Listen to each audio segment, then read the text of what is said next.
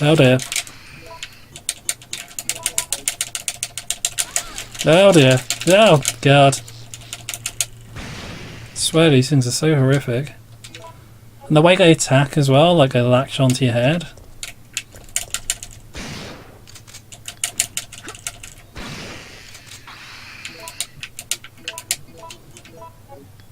It does not look good, is what I'm trying to say.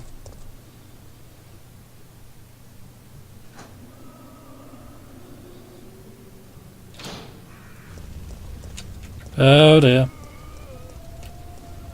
Oh dear. Really should have collected that bee gunpowder when I could have, shouldn't I? Ah dear. Let's have another look. Maybe they will have moved or something.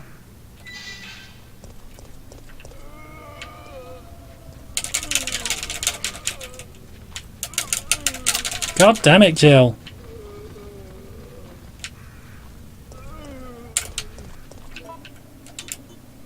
I mean, I say Jill, it's entirely my fault because I'm not playing good. But god damn it, Jill.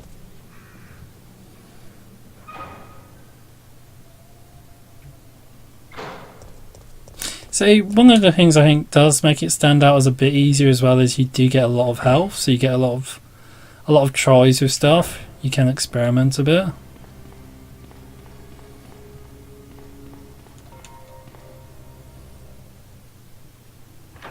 I think the difficulty modelling in the series reminds me of a lot of the Fatal Frame games or Project Zero games. The first game was very rigid, speaking about a Fatal Frame, and Resident Evil 1 really. Oh, god damn it. I'm not having a good day, am I? So the first game was very rigid, you didn't get a lot of health or ammo, and then the later games watered that down a lot. Like Fatal Frame 3 has a mechanic where you go to bed each night, and if you solve the game puzzles and progress the story, the nights move on. But you can also go to sleep and then wake up to resupply your items. So each time you wake up, you get so many health items and so much ammo, which is like film in Fatal Frame. And with that, you can then go back and attempt the story again and attempt to progress. So if you run out of health items fighting an enemy, you just wake up. You just make yourself wake up. You get resupplied, and then you go back into it, which is pretty good. It's nice for beginners, but then it's also less of a challenge. I mean, 3 is still a challenging game, and 2 is as well, but they both have mechanics and elements that make them a bit easier than the first game in the series. I think the same's true for the Resident Evil games. So I was right, it's one more gunpowder bee. So we should get us, when we go back to where Dario is, oh sorry, we should get a stack of gunpowders, probably of both types actually, and there's probably more in the sales room as well, so that'll be good. But yeah, I think with the difficulty modelling is similar in the Resident Evil games. Like 1 is very rigid, and then 2 and 3 are a bit more flexible. 2's still a pretty hard game in a lot of respects, but 3 waters things down a lot. And you also have the easy mode in 3. Like this is hard mode, and this is really not hard. Oh. Unless you're bad at the game like me.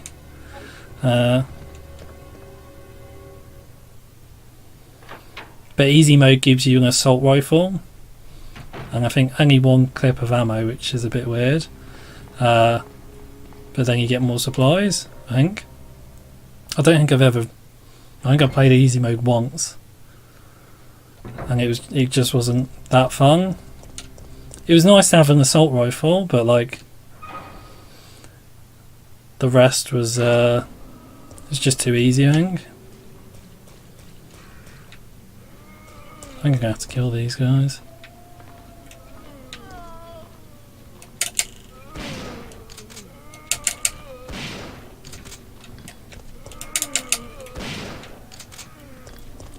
I think this is the first time I've ever killed these zombies. Seriously?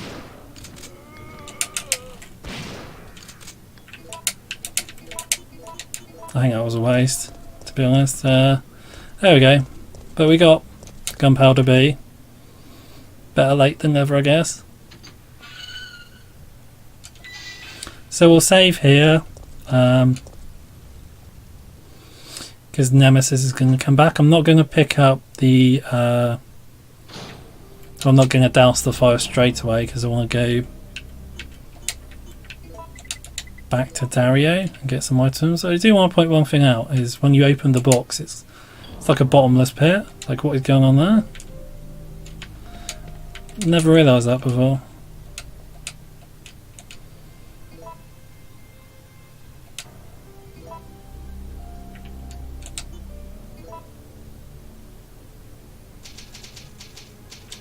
I think I'm doing too badly for saves though, like 4 saves so far. Not quite at the halfway mark for the game, but we've made some good progress. So. Anything I need to take? No, okay. I was thinking maybe health, but nah, should be okay. I did drop off the ink ribbons this time, didn't I? Yes, okay. I am good at this game. You know, I had a feeling there was like some ammo when you douse the fire in like the garbage heap. But I don't think there is. Remember the last time I tried? Oh, okay. Ah, surprising.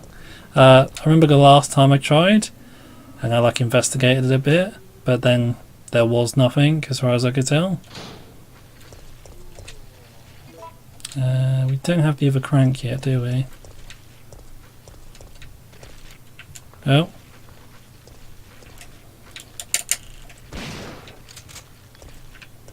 Where are we headed? Because there's 2 cranks, isn't there? Oh, we want to go that way, don't we? Yeah. Is it this way? Oh, you bastard. Yes, we've opened the lock, but at what cost?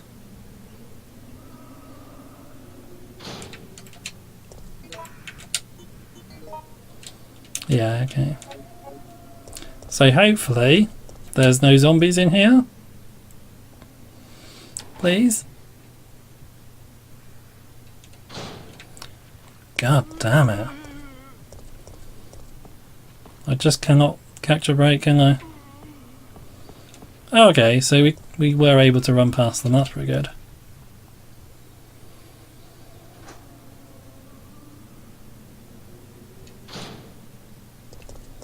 So I think the record for the number of like A and B gunpowders I've got is 3 lots.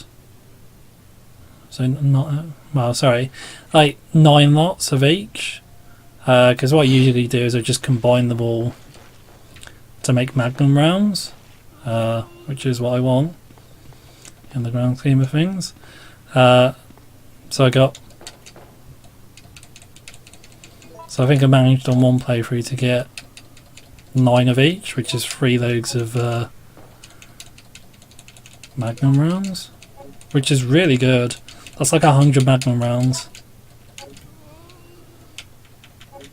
Gets a bit insane though, because like you can just shoot everything at bugger point. By the time you've got like 100 magnum rounds, you can just shoot everything in the face. You don't even need to wonder about whether or not like you should be saving the ammo, you can just shoot everything in the face, and that is it. It's really good. But yeah, I think that's everything we can get from Dario. I'm not going to bother reading his diary. He was a boring guy. One thing we have missed out on though, there is a girl, like a random person, who if you go the other way around, I can probably show you on the map. Like if we went round here, I think, she triggers and then she disappears into here, and you just find a body there with a zombie standing over it. Not missing much if she doesn't trigger, to be honest. Maybe that's a bit mean, but you know, that picture's boring. I'm just saying. Where are we going? Yeah, we do. So we want to try and get past this guy, because the other way around is too long.